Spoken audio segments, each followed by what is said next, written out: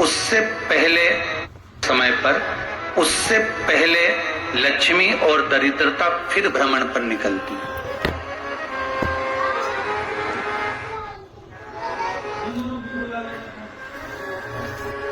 शिव भ्रमण कर कर जब वापिस आ जाते हैं, हिंदू धर्म में पीपल के वृक्ष की जो गणना वराह पुराण में करी गई है, 4 बजे से 7 बजे तक शिव के भ्रमण का समय बताया है शाम को। तो 7 बजे से लेकर फिर रात्रि 9 बजे तक लक्ष्मी और दरिद्रता फिर भ्रमण पर जाती है। इनका एक समय निश्चित है महाराज। भ्रमण कर कर आ जाना। अब इस बीच में जब लक्ष्मी और दरिद्रता दोनों निकल कर जा रही हैं, तो दोनों एक भाव रख कर जाती हैं कि आज हमको कहां प्रवेश करना।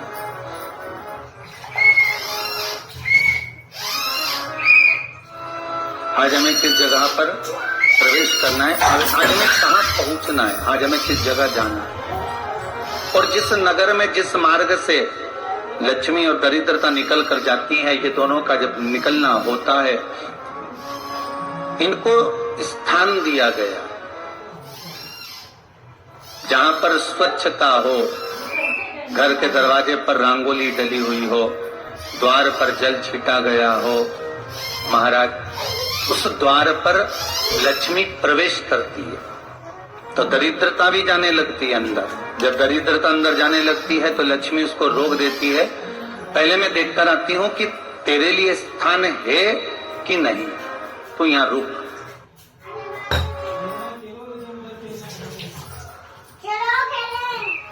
कुछ देर तक दरिद्रता बाहर खड़ी रहती है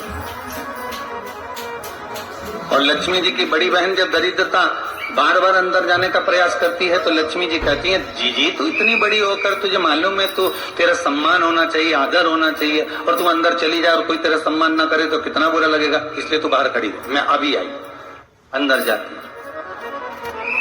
और जब लक्ष्मी जी भ्रमण कर लेती हैं, अंदर प्रवेश कर कर आती हैं, और प्रवेश कर कर आती हैं तो दरिद्रता पूछती है चले अंदर। तो लक्ष्मी जी कहती हैं, तुझे मालूम नहीं है क्या जीजी कि जिस घर में मैं प्रवेश कर जाती हूँ उस घर में फिर दरिद्रता नहीं जा सकती, क्योंकि ये तेरा वचन था, ये तेरा वचन था।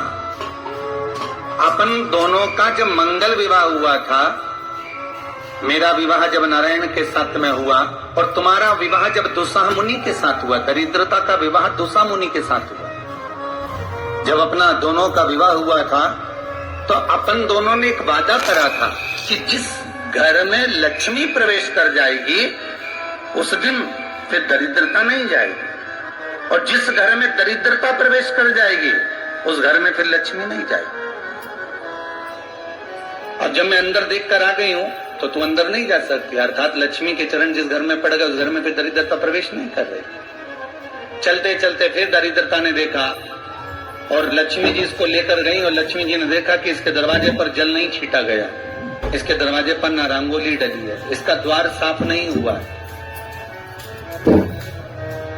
इसके द्वार पर दीप नहीं है, इसके द्वार पर कलश नहीं है, इसके दरवाजे पर ढेर सारा कचरा पड़ा हुआ है, कोई श्वान कोई कुत्ता गंदगी भी कर कर चला गया है, कहीं बिल्ली ने गंदगी कर रखी है, कहीं जीवों ने कुछ गंदा गिरा रखा है।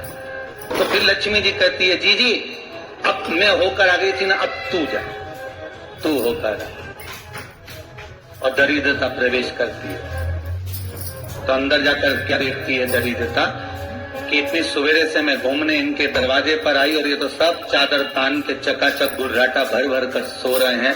तो दरिद्रता कह देती है, तुम्हारा भाग्य ही बेकार है, तो मैं क्या करूं, तुम ऐसे ही सोते रहो।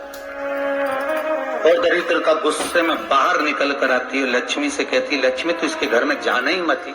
तो दरिद्रता को कहती है, जीजी तेरी बात नहीं मानूंगी क्या मैं?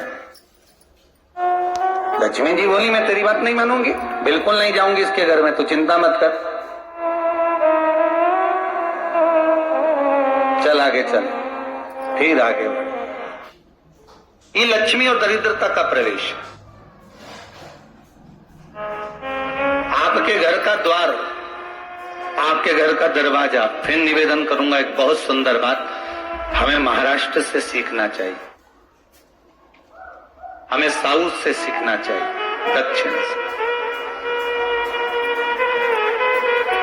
जिस समय पर भक्ति देवी यमुना जी के घाट पर रो रही थी अपने पुत्र ज्ञान और वैराग्य को गोदी में लेकर, समय देवऋषि नारद ने प्रश्न किया था कि तुम कहां पर पोषित हुई हो, तुम्हें ऊर्जा कहां से प्राप्त हुई? तो कहा मैं गुजरात से तो चली हूं।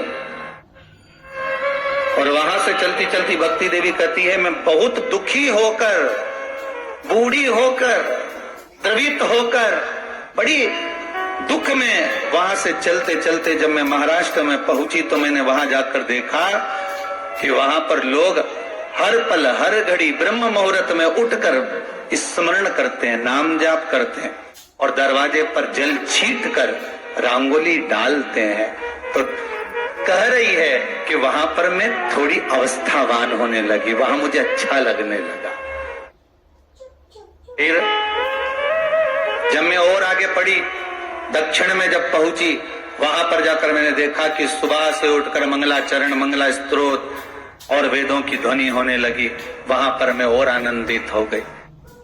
हमें कुछ चीजें महाराष्ट्र से सीखना चाहिए कि वहां रहने वाले जो भगत हैं, वारकरी संप्रदाय के जो भक्त होते हैं, वैष्णव जो धर्म के भक्त होते हैं, उनका नियम है सवेरे के समय घर में पानी है कि नहीं है, पर जब भी वो घर का दरवाजे के बाहर थोड़ा ना थोड़ा पानी तो छींट ही देते हैं। और छींटने के बाद फिर वहां पर अपने यहाँ तो दिवाली पर रंगोली बनती है जी, और वहां पर रोज की रंगोली बन जाती है कि कभी हो सकता है परमात्मा राह भूल कर हमारे घर में प्रवेश कर जाए, इसलिए वहां प्रतिदिन की रंगोली,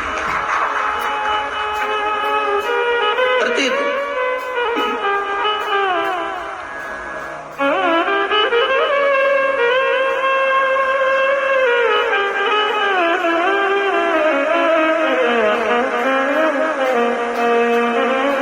हमें सीखना चाहिए थोड़ा सा। आज के जमाने में तो बहू अपने कमरे की झाड़ू लगा ले, वो ही बहुत बड़ी बात है। हो खड़ी खड़ी बहू ये देखती रहेगी कि नौकरानी सही से झाड़ू लगा दे, वहां से लगा के लाओ, इधर से हेड़ के ले जाओ, वहां से कचरा सोरो, वहां से पोछा लगाओ। खड़ी रहेगी, उंगली से बताती रहेगी, और इतना नहीं बनेगा कि सेविका से, नौकरानी से, दासी से कह दे कि तू मम्मी पापा के कमरे की लगा ले, मैं मेरे कमरे की लगा लूंगी, तो जा उधर। थोड़ा दया का भाव अगर होता तो उसके मन में भी आता कि मेरी बड़ी सेठानी तो अपनी जगह पर है, पर छोटी तो सेठानी की भी बड़ी सेठानी है जो मुझ पर करुणा करती रहती है। पर बड़ी तो कहे कि बेटा रहने दे, तू उधर ले जा, भाभी के कमरे में देख ले जा। उसके बच्चों का बड़ा फैलारा रहता ना, तो उधर देख ले जा, तो जरा उधर, माँ उधर भेज रही है।